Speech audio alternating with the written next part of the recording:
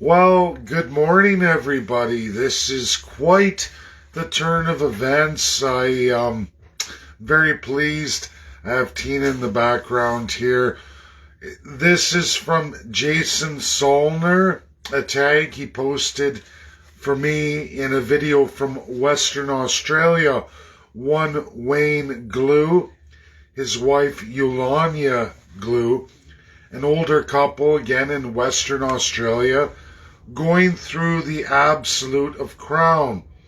They're awoken to the fact that all federal political parties and their counterparts are all sworn to the Crown, to the majesty of England, because like Canada, in the Five Eyes, these three countries, Canada, Australia, New Zealand, all share the same narrative constitutionally.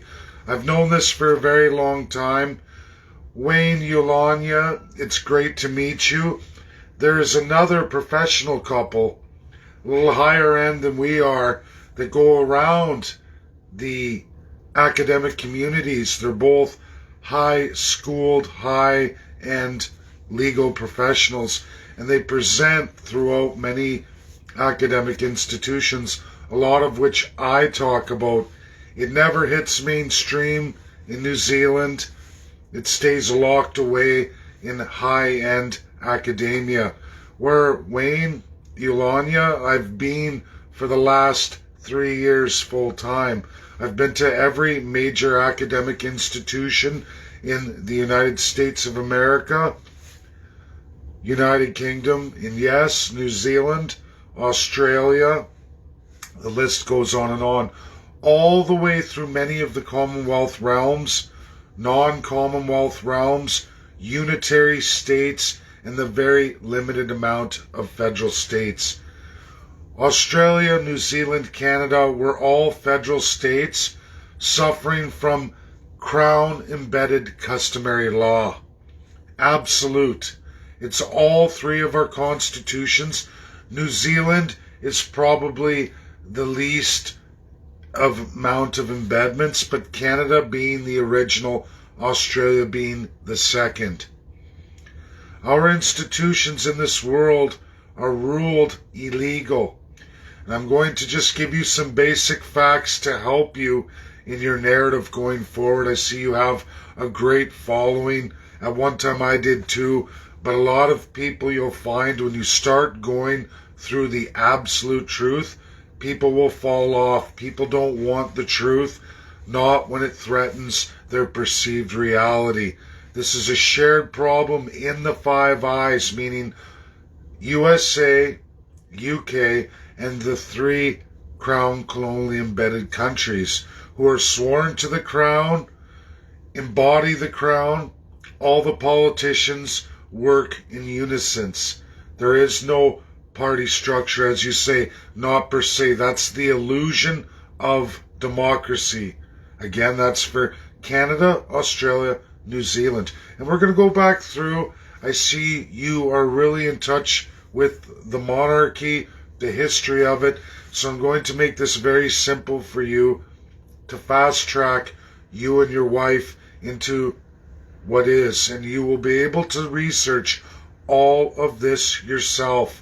And it will be backed up for you. It will help you going forward, because I see you're awoken, you're there, and you're ready to move forward. And it is good. Again, thank you, Jason Solner, for sharing that. It's huge. It warms me up inside. So let's just start from the very beginning of where this happens. We see the establishment, Australia 1905. We see Canada 1867. These are the original Crown colonial builds. The original ones. New Zealand is there too. These are the sick, depraved builds of a time when the world was Crown colonial. Age of empires, the absolute power of colonialism. Canada and Australia share some serious embedments unlike anywhere else in the world. You will never find any other countries besides those three of the Five Eyes. Crown land.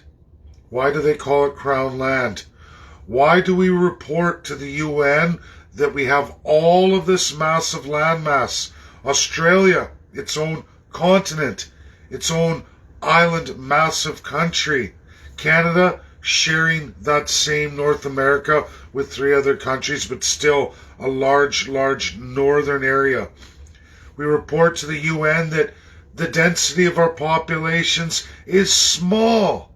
It's small, the smallest in the entire world, except for the fact that Crown land doesn't belong to any of the people. It doesn't belong. It's embedded in both our constitutions that is the right of the monarchy. But who is this Crown monarchy?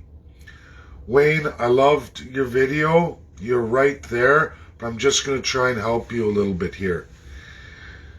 This existed embedded in our Constitution.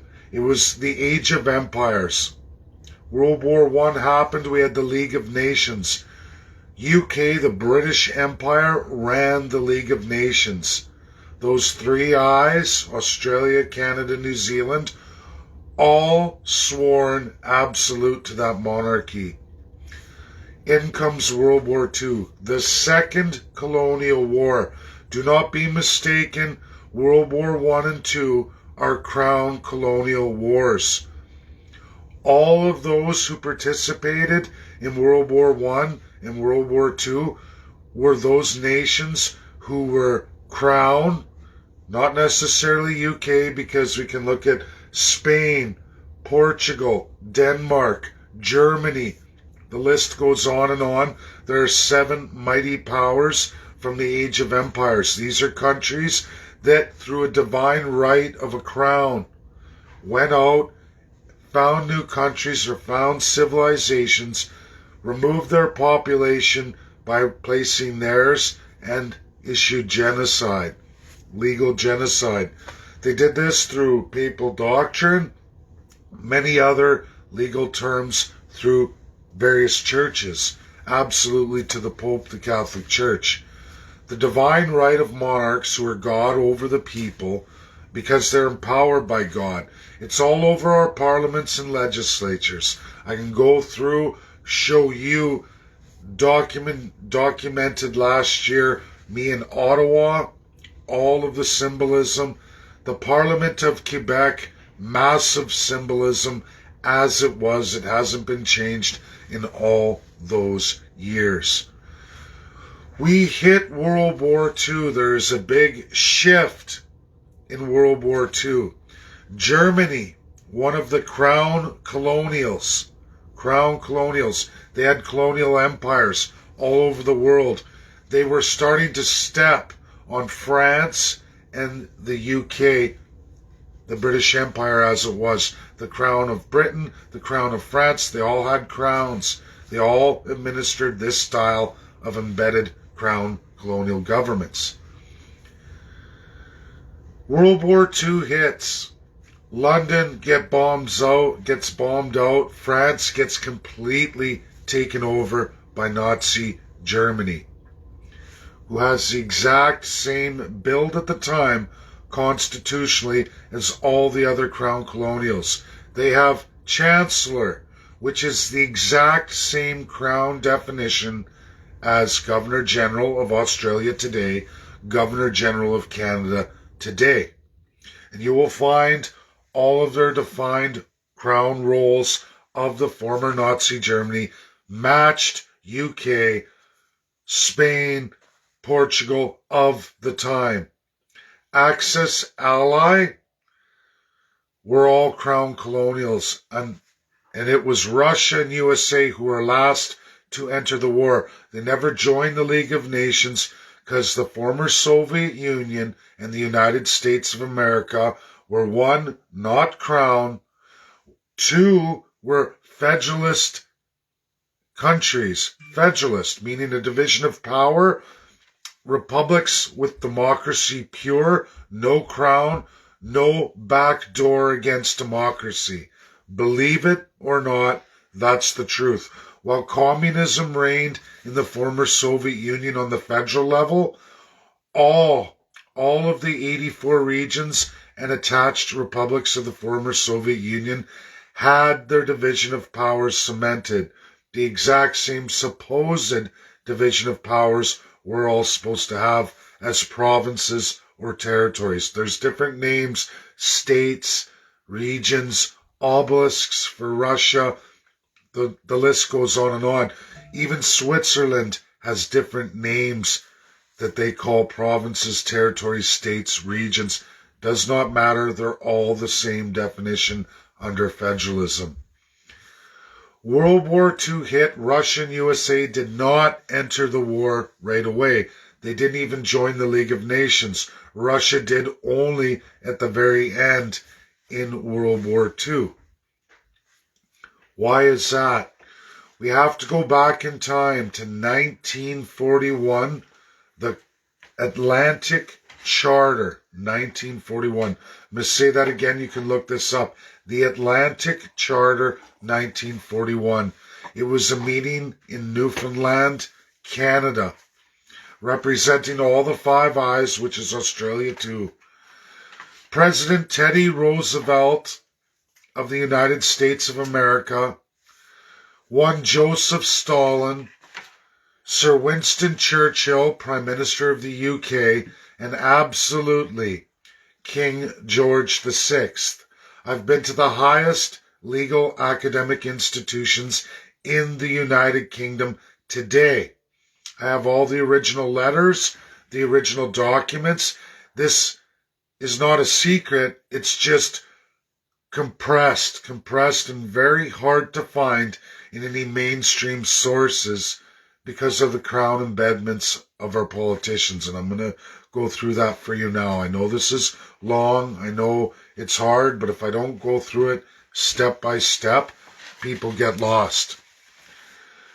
1941, Sir Winston Churchill, Teddy Roosevelt met with letters from King George VI.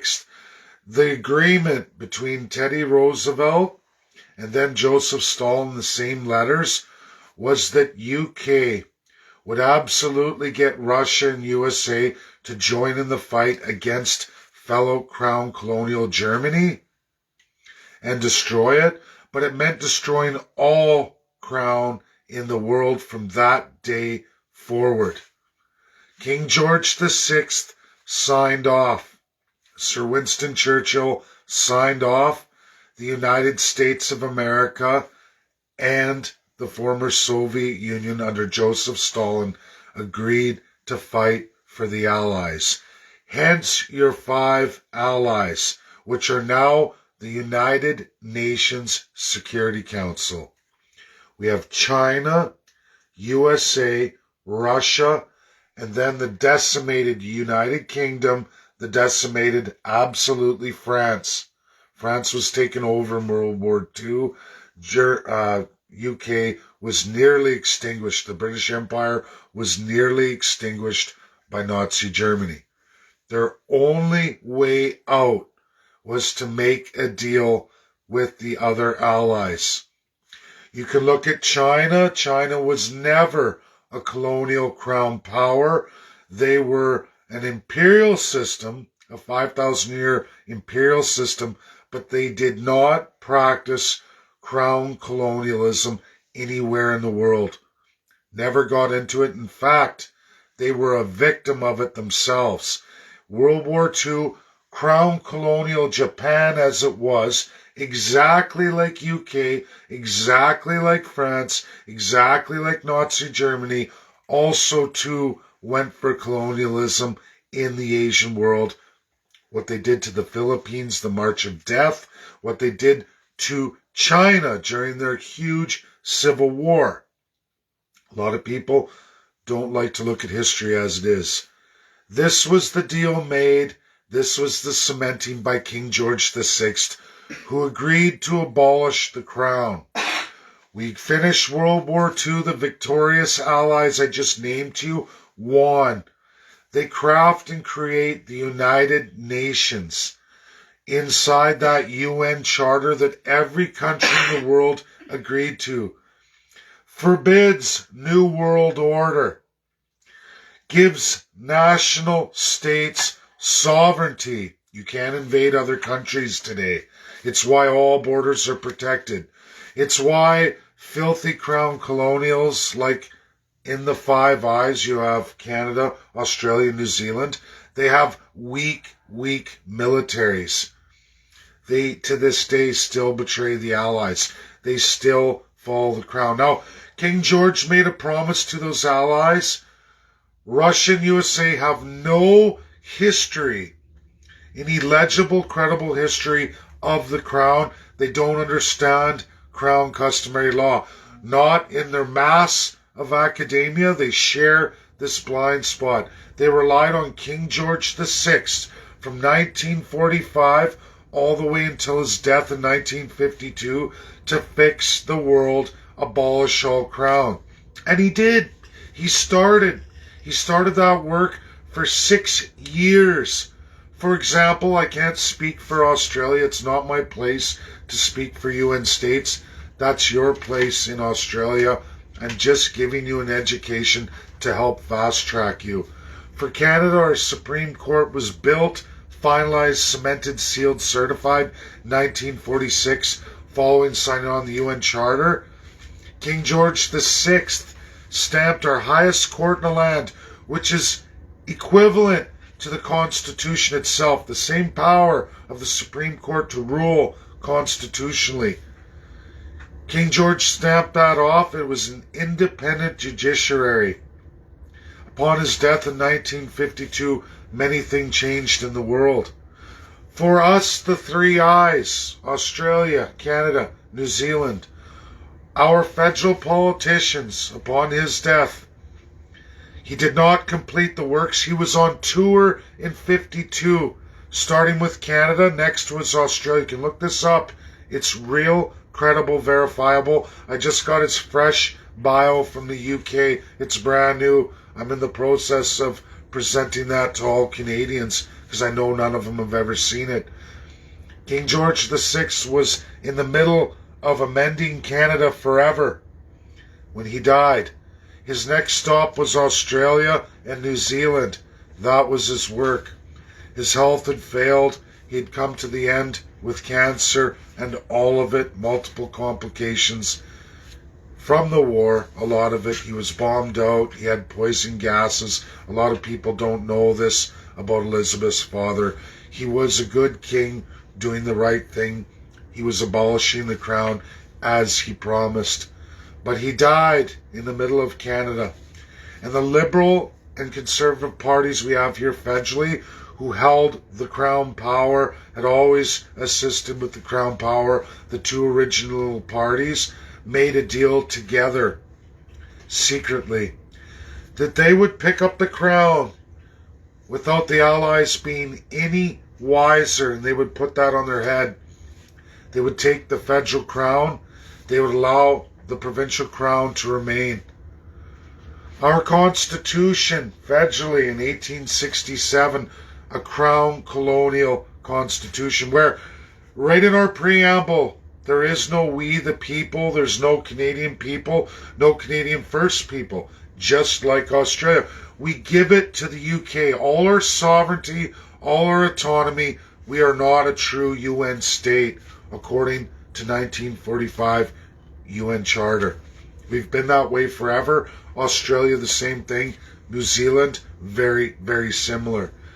Canada's the original crown. We are even worse embedded than even Australia, even though Australia is very close, very similar, almost identical in fact. We both share a vast amount of space. We report that Canadians have the most space out of anywhere else in the world, but that's not true. Our density measurements are actually just as dense as places like the UK and others in specific parts, because we don't have access to any of the great lands. They're called crown lands that belong to our federal and provincial politicians. We have federal crown land, we have provincial crown land. A title that changes with every election, and to all of those they appoint. You're correct. Millions of Canadians, just like millions of Australians, you can call it that 10 percentile, they swear an oath lawyers, doctors, public servants of every designation, anyone who goes to school to enter that government crown field, you swear an oath upon graduation to the crown, to that majesty. That majesty currently, in all those years, UK got wise. The royal family got wise to what Canada, Australia, and New Zealand did. They secretly crafted, since the 90s, a way to take back international control over all of their Commonwealth, beginning with Canada, Australia, New Zealand. How do they do that? They created the Commonwealth Charter in 2012. They created that. Canada signed on to it. Our then Prime Minister sworn to the crown, Prime Minister Harper, in 2012, officially signed off on it.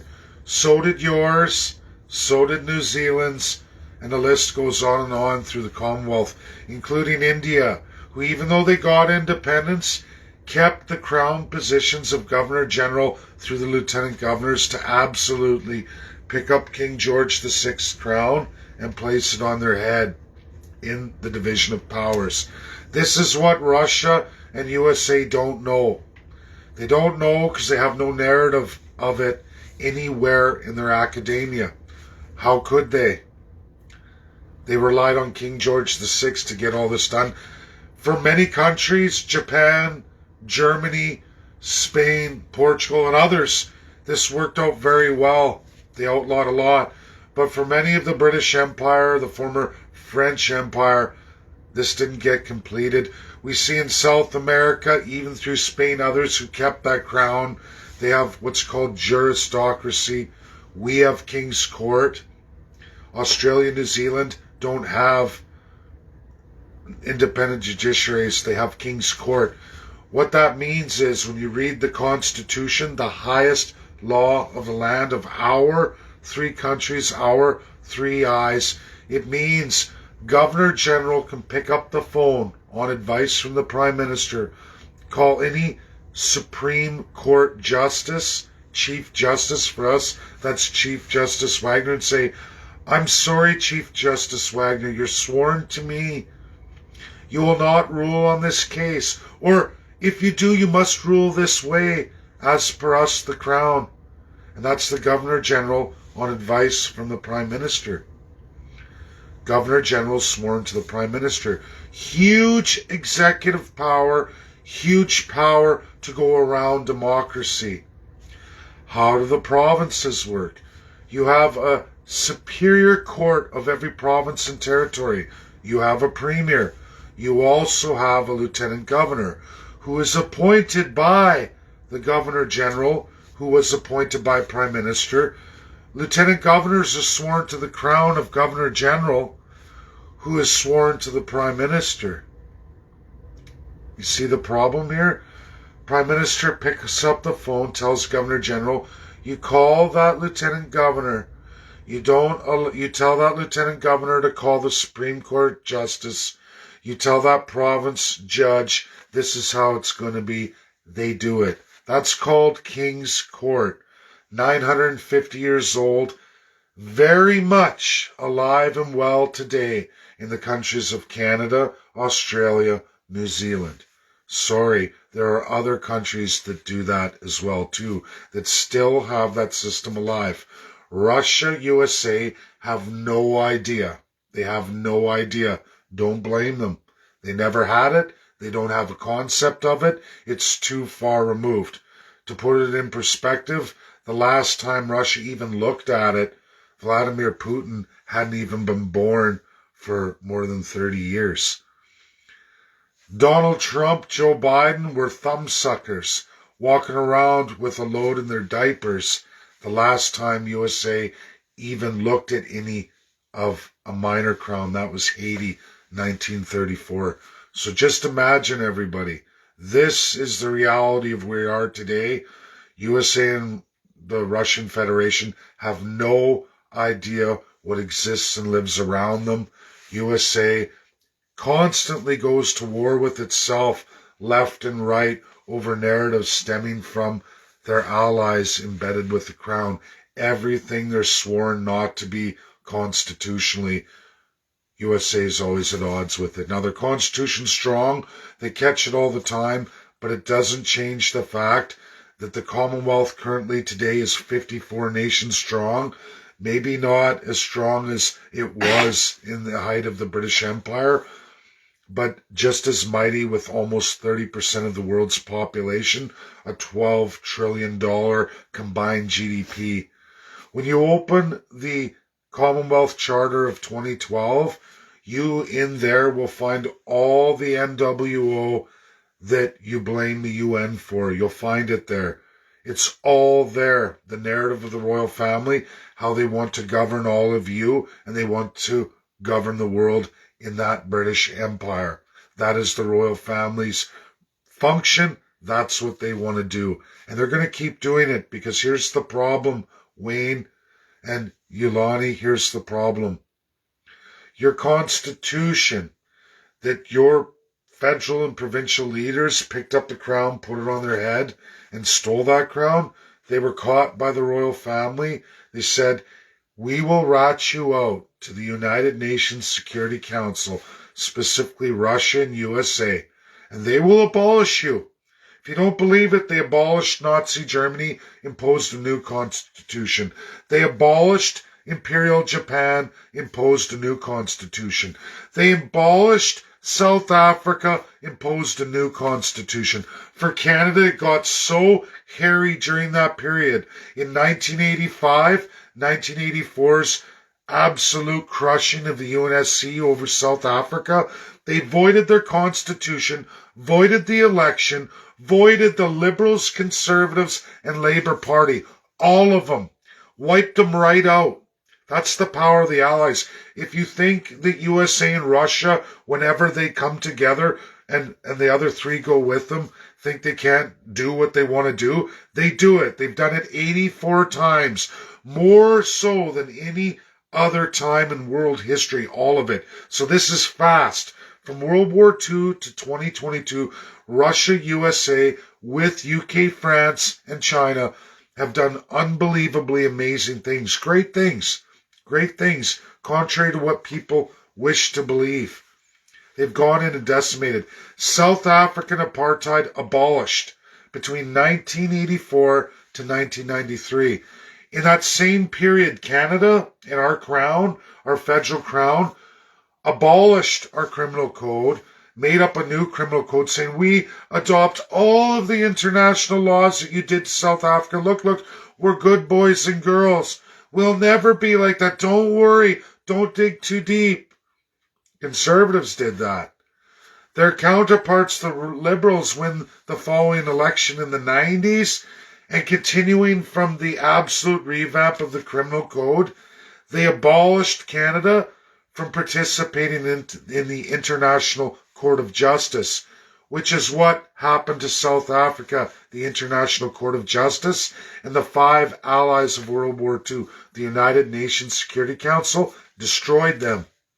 There was no war, there was no nothing. That was the end. South Africa completely rewritten. Goodbye, crown. As it was, just like the Nazi Germans. Gone forever from this earth. No bombs fired, no shots fired. That is the power of the UNSC. This is the work I'm doing. I'm bringing Canada to the UNSC.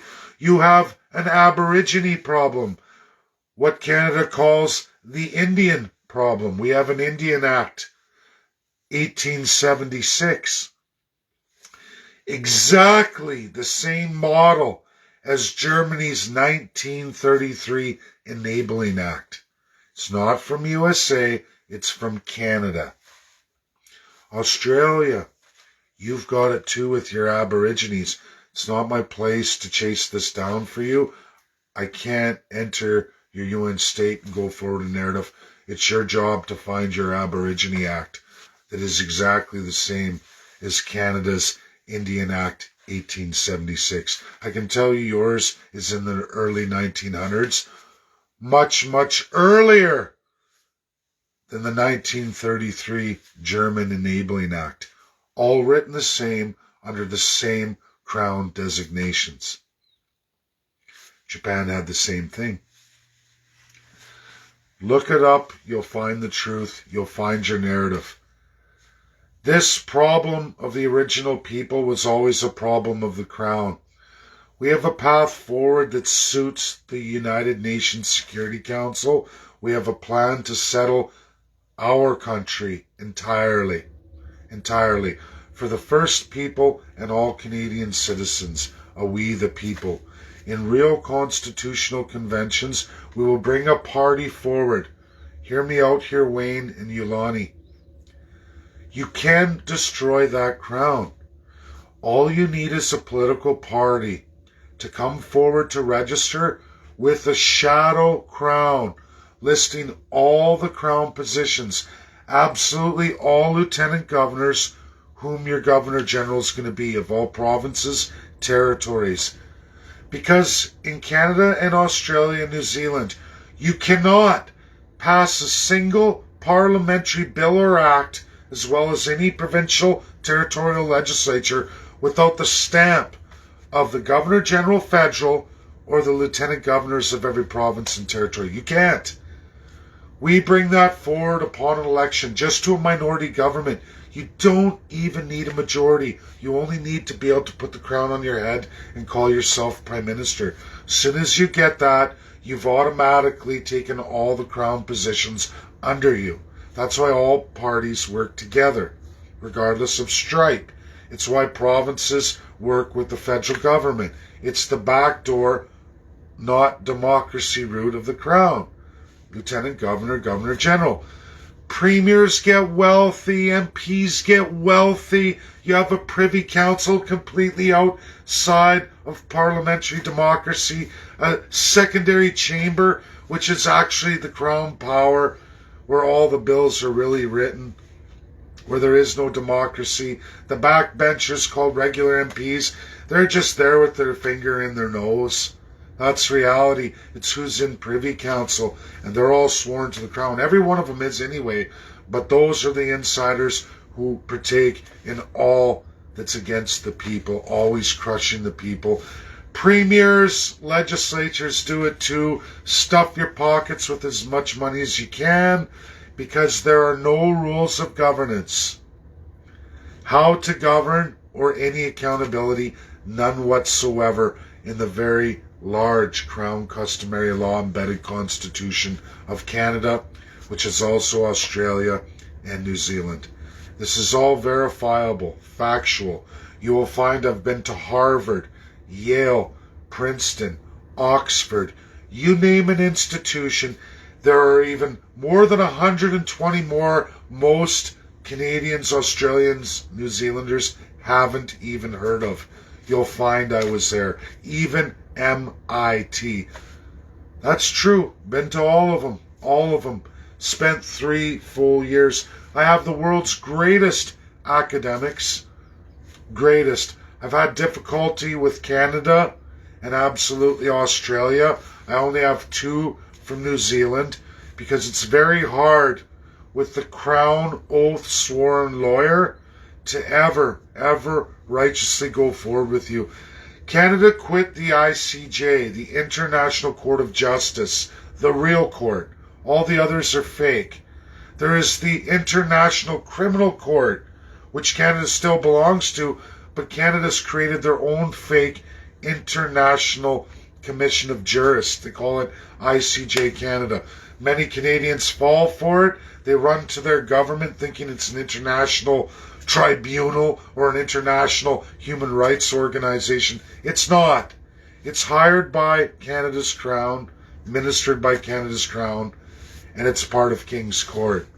You go there, you're ratting yourself out to your government, who is the one abusing you. You lose, you lose, you lose.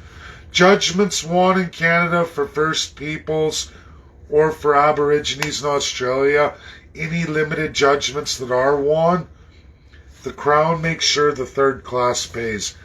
Because Canada, Australia, New Zealand all have class structure.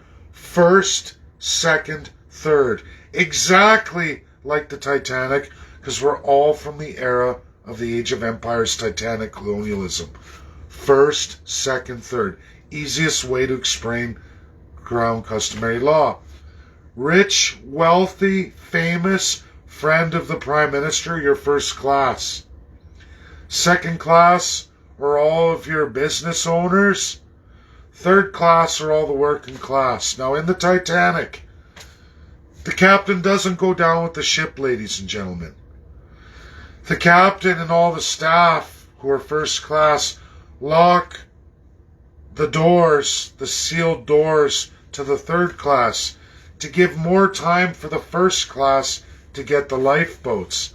But there's only enough lifeboats for all of the first class who go first and just a portion of the second class. So not all businesses go forward. If you don't believe this analogy to be pure, accurate, and true, just look at lockdowns. Look at the domestic businesses destroyed. They targeted which businesses don't get the lifeboats. Just look at the pandemic. That is a function of Titanic law, which is basically the analogy for Crown customary law, which is Canada, Australia, New Zealand. That's it. Those Crown positions, if you make a shadow Crown position in a federal political party only, that's all you need. Because it's the federal party, once they take Prime Minister, they appoint Governor General. Governor General, sworn to the Prime Minister, appoints all Lieutenant Governors. You control all legislation, which means there isn't any. Because you can't pass in the legislature without the stamp from the Lieutenant Governor. No Parliament federal can pass any legislation without the stamp from Governor General.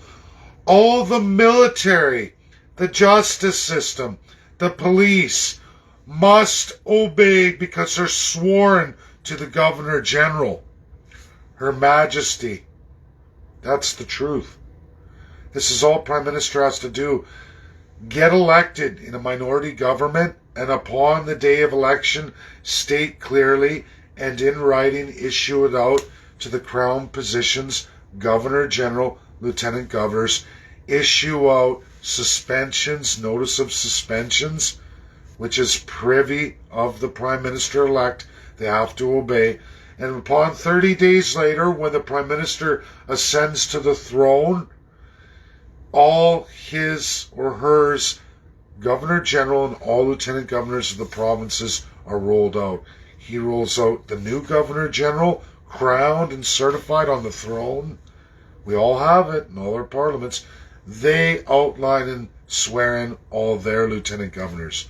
And when you make a party that has these shadow crown positions with a platform that explains all this openly, honestly to the Canadian or Australian or New Zealand people, you say we're abolishing the crown. These people are sworn to do it. No act, bill of parliament or legislature will ever go through until all the people in every community reserved for us in Canada, Aborigine lands, I'm not sure the exact same terms, but it's the same thing. You commit to conventions in every minority language represented worldwide in your country today in the multiculturalism and absolutely all the First Peoples languages. That's what you do. A 1-year period of constitutional conventions by the world's greatest legal minds, historians, doctorates, and experts from multitude of nations in the world. Many from Canada, some from the Federation of Russia, even a select few from China, but it goes on and on. I have over 142 nations in the world today representing. All through Africa, you want it in Somalian, you want it in a range, you want it in Greek, you want it in Spanish, you want it in Portuguese. The list goes on and on and on. We have all the First Peoples languages logged, categorized in the United States of America. We will even bring forward those languages, whether or not they've been wiped out in Canada, but but they still exist in the United States. They'll still be offered because you don't know. No man or woman over the age of 18 left behind. Constitutional conventions for 1 year, and for Canada, that's a cost of $161 million today. That's it. Half the amount that Canada gave away to Ukraine for weapons and for defense, even though that's not playing out really well. Justin Trudeau just handed over $340 million. Half of that is all we need to give the power to the people. I hope today this education helps you. There's much, much more. But Wayne, I hope you take this, you go forward with it. I wish you and your wife luck. I sent your wife a friend request. I clicked follow on your page. I'm interested to see more of what you do from Western Australia. God bless. And Tina, do you want to come in and say hello? Tina is Treaty 4. She's the love of my life. She's here. Hi, everyone. She's working on it too. She does you say it? The Native News? Canadian Native News. I've ran it since 2006. She's been at it a very long time, folks. She knows what she's doing for the First Peoples. This is our Shadow Governor General, love of my life. We have all kinds of Shadow Lieutenant Governors right now. We're trying to get Alberta going. There's some more phone calls to make. We had one. We lost it, but lots of applicants there. There's issues with holidays and other people. We're getting there. We're going to get it done. But this is the path forward for Canadians. It can be the path forward for Australians. It can be the path forward for New Zealand. Let's get rid of the Five Eyes as it is, because USA has no idea. And you know what? With Joe Biden and his unitary foreign policies, that's coming to an end too. Boris Johnson is busted on the board of the Commonwealth Charter. That got leaked out last week. He lost 5 members of his internal governing council, loyal to him for a long time. Boris Johnson's in bad shape. All of this is coming to light little by little each and every day, folks. It's up to all of you, the people, to share it, to get it out there. Keep going, because that's what we're doing. We're going to be the party of the Canadian constitutionalists. I wanted to do small c and big C. The government of Canada forbid it. I have logged what all the federal parties answered to Elections Canada, saying I would have to be communist before I could ever bring forward constitutionalism to the Canadian people. There will be no small letter case in any party abbreviation, no small c constitutionalism. Forbidden. They'd rather I take communism forward than constitutionalism. Welcome to the crown. That's how sick it is. Bye, everybody. Take care. Pleasure to meet you, Wayne and Yolani, sorry. Bye now. God bless. God bless. Thanks, Jason. It was a great video.